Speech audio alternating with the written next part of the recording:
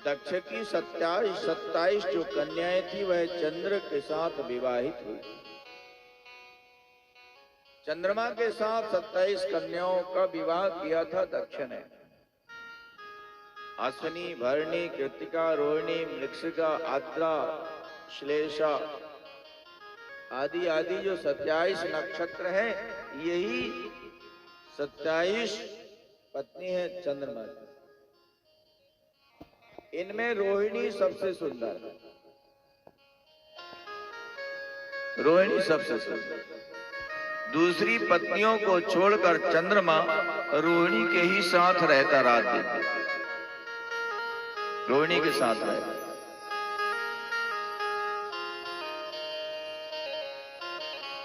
तो जितनी कन्याएं थी सब पिता के पास गई, दक्ष के पास, और बताया कि हमारे पति हमारे साथ अच्छा व्यवहार नहीं करते, पक्षपात करते। दक्ष ने चंद्र को समझाया कि देखो ऐसा मत करो,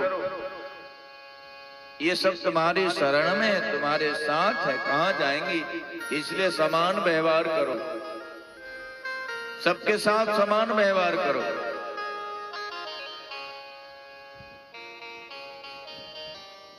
दक्ष ने समझाया पर चंद्र नहीं माना, वैसे ही उसका काम। फिर दुखित होकर के और बेटियां आई कि पिताजी आपके दामाद नहीं मानते। क्रोधित हो गए दक्ष, और दक्ष ने चंद्र को श्राप दे दिया कि तुमको जाओ क्षय रोग हो जाए, तुम नष्ट हो जाओगे एक दिन। क्षय मतलब टीवी का रोग। जिसे टीवी हो जाए वह धीरे धीरे नष्ट हो जाता, मर जाता, उसका जीना बड़ा मुश्किल।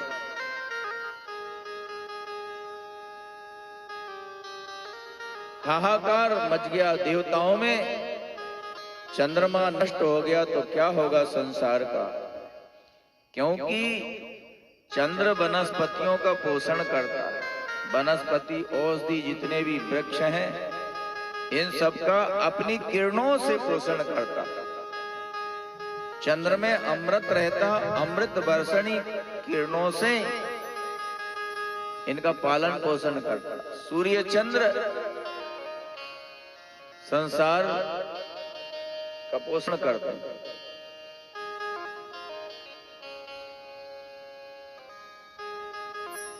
प्रभु कृपा से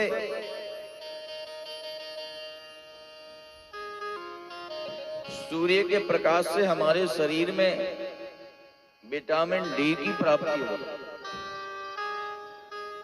और आप घर के अंदर एक पौधा रख लो, पानी देते रहो, हवा भी मिलती रहे, मिट्टी भी रहे, पर जब तक सूर्य का प्रकाश नहीं मिलेगा वह विकसित नहीं होगा, पल्लवित पुष्पित नहीं होगा, उसका विकास नहीं होगा, और एक दिन वह मर जाएगा।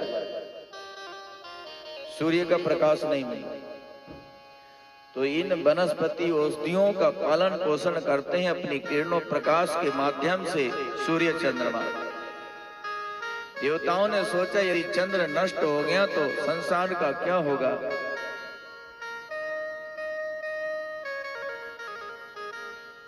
ब्रह्मा के पास गए। ब्रह्मा ने कहा चंद्र बड़ा दुष्ट है, किसी का कहना नहीं मानता है, और उसने गुरु पत्नी तारा के भी साथ अन्याय किया, गुरु के साथ अन्याय किया उसने, और उसी से बुध उत्पन्न हुआ। यदि महामृत्युंजय मंत्र जप करके शिव की आराधना करे प्रभासक क्षेत्र में जाकर के, तो उसको यह क्षय रोग मिट सकता है। देवता जाने लगे चंद्र को लेकर प्रभासक क्षेत्र, तो महाराज दक्ष देवताओं के ऊपर रुष्ट हो गया। मैंने उसे श्राप दे दिया और तुम श्राप मत करना चाहते हो उसे, बड़ा दुष्ट है वह।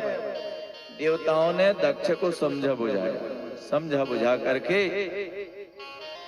और देवताओं ने प्रभासक क्षेत्र में चंद्रमा को ले गए। और वहां पर एक कुंड बनाया जिसका नाम चंद्र कुंड। सारे देवताओं ने सारे तीर्थों का आवाहन किया वहां और चंद्र को स्नान कराया और शिवजी के पार्थिव शिवलिंग बना करके और पूजन विधान महामृत्युंजय मंत्र का जप किया। 10 करोड़ महामृत्युंजय मंत्र जप किया चंद्रमा में, 10 करोड़। भगवान शिव प्रसन्न हो गए। भगवान शिव प्रसन्न हो गए और भगवान शिव प्रकट हो गए।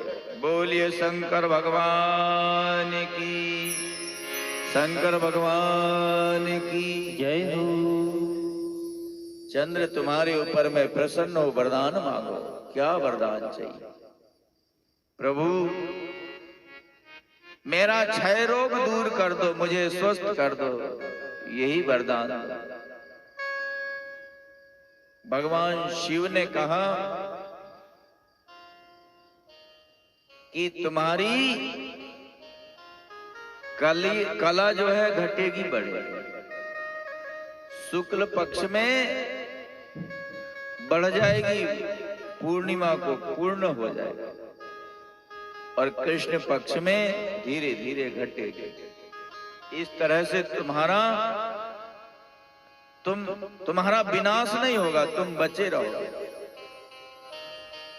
भगवान शिव ने ऐसा वरदान दिया और कहा कि आज के पश्चात ये तुम्हारे नाम से ही ये चंद्र कुंड नाम तीर्थ बनेगा। जो भी 6 महीना तक इसमें स्नान करके मेरा पूजन करेगा, महामृत्युंजय मंत्र का जप करेगा, असाध्य से असाध्य रोग उसका दूर हो जाएगा। कितना ही बड़ा रोग। महामृत्युंजय मंत्र के जप करने से असाध्य रोग भी ठीक हो जाते हैं, मृत्यु भी टल जाती है। इसलिए नित्य भगवान शिव का पूजन करके महामृत्युंजय मंत्र का जप करना चाहिए। ओम त्र्यंबकम यजामहे सुगंधिम पुष्टिवर्धनम उर्वारुकमिव बंधनान् मृत्योर्मुक्षीयमामृतात्। महामृत्युंजय मंत्र मृत्यु से भी बचा लेता। भगवान शिव को प्रकट हुआ जानकर सारे देवता वहां प्रकट हो जाते हैं, भगवान शिव की स्तुति की और सोम ने कहा कि प्रभु मेरे नाम से आप यहाँ स्थित रहिए। संसार जगत के कल्याण के लिए वहीं भगवान सोमनाथ के रूप में, सोम चंद्रमा को और नाथ शिव को कहते हैं। चंद्रमा के नाथ, चंद्रमा के नाम से, सोम के नाम से भगवान शिव वहां ज्योतिर्लिंग के रूप में प्रकट होते हैं। आज भी हम लोग दर्शन करते हैं। बोलिए सोमनाथ भगवान की जय हो। ये सोमनाथ सौराष्ट्रे सोमनाथंचा, सौराष्ट्र गुजरात में ये सोमनाथ है। सोमनाथ का मंदिर बहुत धनवान था। सोने चांदी हीरे मोती जवाहरात बहुत धन था और उस मंदिर को कई बार लूटा गया।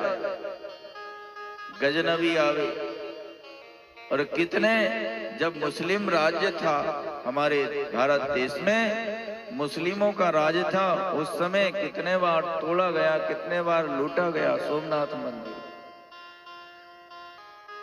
और प्रभु कृपा से वर्तमान में उसका निर्माण हुआ और वर्तमान में हम लोग अयोध्या में श्री राम जन्मभूमि में राम मंदिर का भी निर्माण होते हुए देख रहे हैं और अपने आंख से पूर्ण रूप से श्री राम मंदिर का निर्माण देख रहे हैं। श्री राम मंदिर।